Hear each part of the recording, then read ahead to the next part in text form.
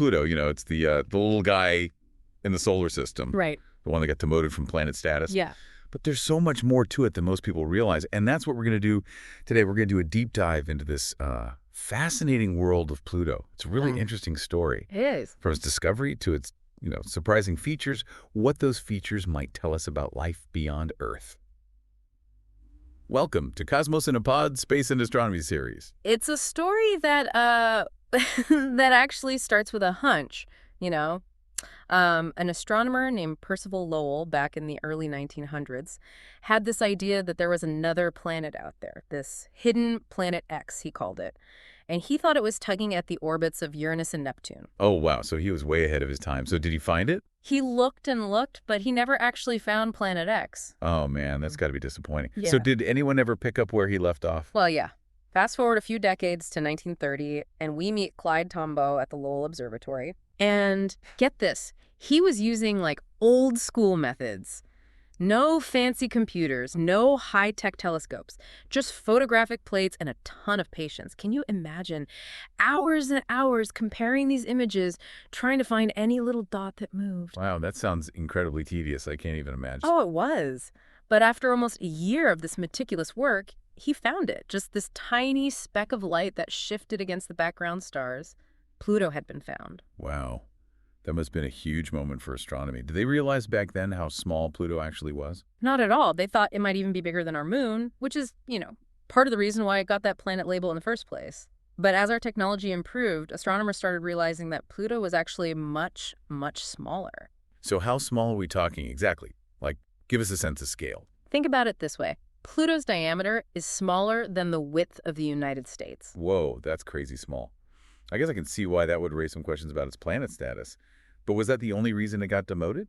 That and the discovery of the Kuiper belt in the 1990s, it really changed the game. Okay, hold up. What's the Kuiper belt? Well, it's like this huge zone out past Neptune, just chock full of icy objects, like a cosmic deep freeze out there. And surprise, Pluto turned out to be just one of many objects hanging out in this icy neighborhood. And some of them were pretty close to Pluto's size. So basically, Pluto wasn't so unique after all. It had a lot of company out there. Yeah. So what happened then? Well, that brings us to that infamous year, 2006. The year Pluto got reclassified. The International Astronomical Union, the IAU, decided it was time to have a serious conversation about what a planet actually is. Right, because clearly there was some confusion. So what criteria did they come up with? Okay, so they laid down three main rules. Got it. First, a planet has to orbit the sun. Okay, makes sense. Second, it needs enough gravity to pull itself into a round shape. Right, got to be spherical. What's the third rule? This is the one where Pluto got tripped up. The third rule is that a planet has to clear its neighborhood of other objects, meaning it has to be the dominant gravitational force in its orbit. Ah, so Pluto couldn't keep its orbital space tidy enough. That's what did it in. Pretty much. It shares its space with all those other Kuiper belt objects, so the IAU created a new category. They called it dwarf planet, and that's where Pluto ended up. But honestly, being reclassified didn't make it any less interesting. Oh, absolutely. In fact, I think it made it even more intriguing. So what makes Pluto so fascinating? Well, first of all, imagine this.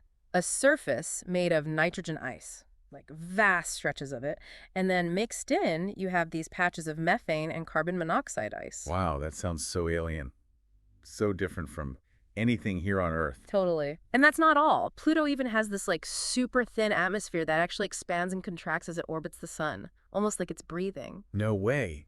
That is seriously cool. So what else makes Pluto stand out? Remember those incredible images we got from the New Horizons mission back in 2015? Of course. Who could forget those? They were stunning.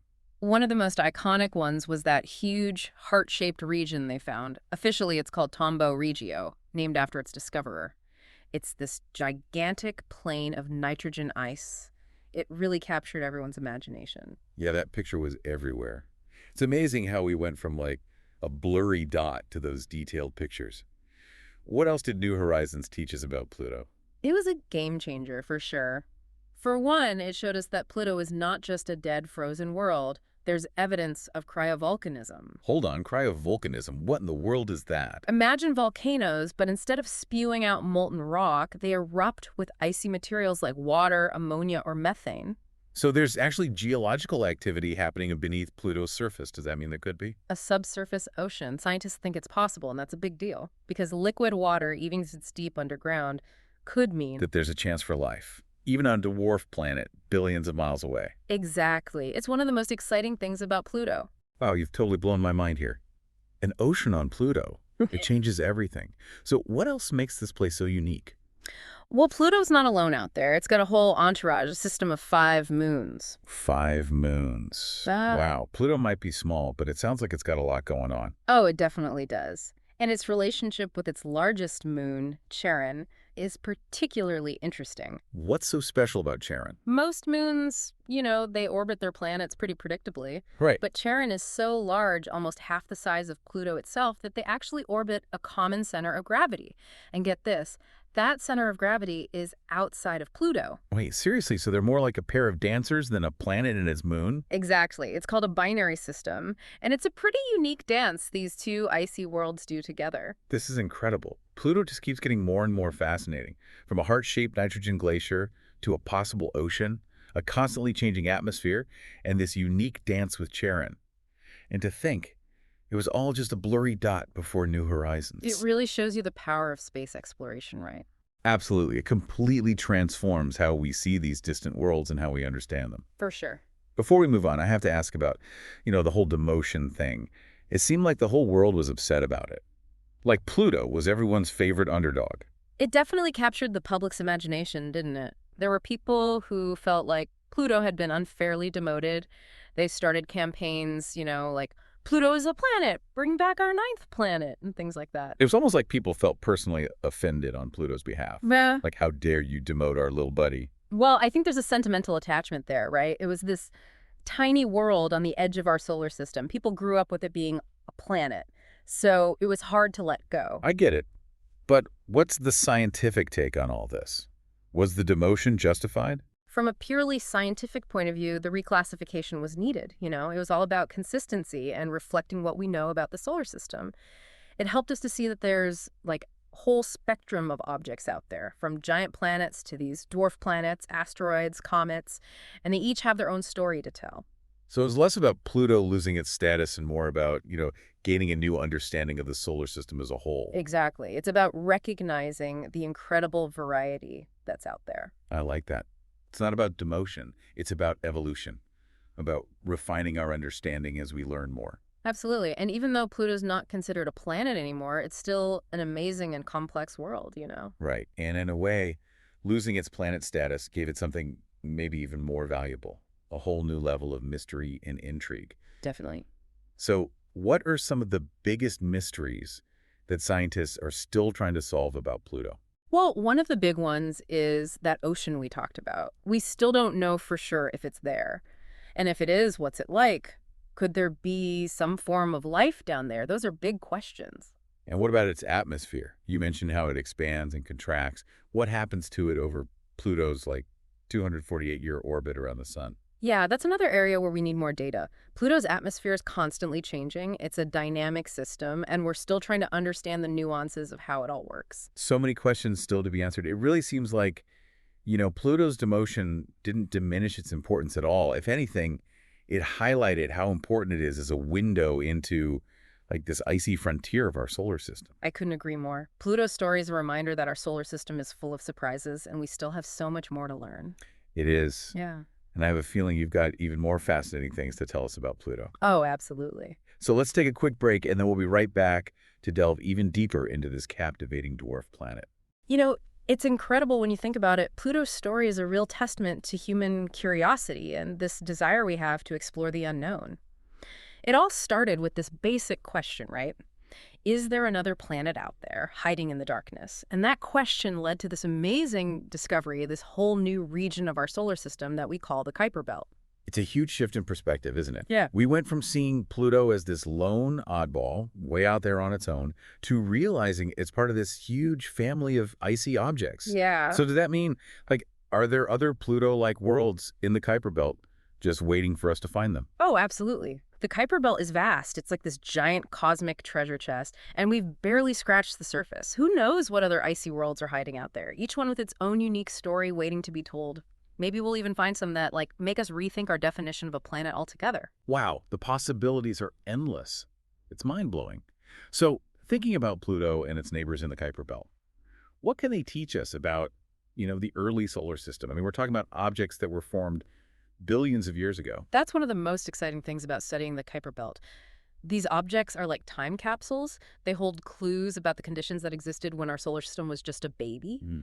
By studying their composition, what they're made of, their orbits, how they interact with each other, we can actually piece together the events that led to the solar system we see today. So, in a way, Pluto's demotion actually led to something even bigger.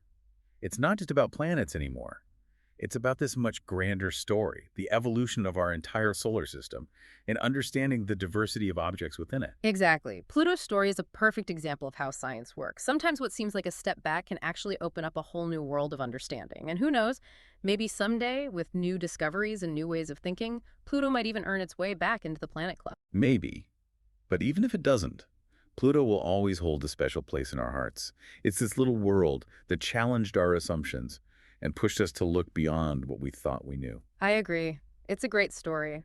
And it reminds us that the universe is full of surprises. We just have to keep exploring.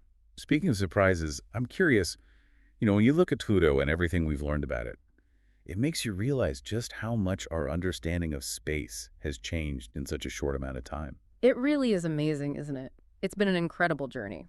Just a few decades ago, Pluto was nothing but a blurry dot, a symbol of the unknown. And now, thanks to missions like New Horizons, we see it as this complex, dynamic world. A place with its own unique beauty and incredible scientific value. And that's what makes astronomy so fascinating. This drive to explore, to push the boundaries of our knowledge, to uncover the secrets of the universe. It's not just about finding answers, it's about asking the right questions. The questions that lead us to even greater discoveries. Couldn't have said it better myself. It's a never-ending quest. And I think Pluto's story is the perfect embodiment of that spirit. It's a reminder that there's always more to learn, more to explore. The universe is full of surprises just waiting to be uncovered. Well said.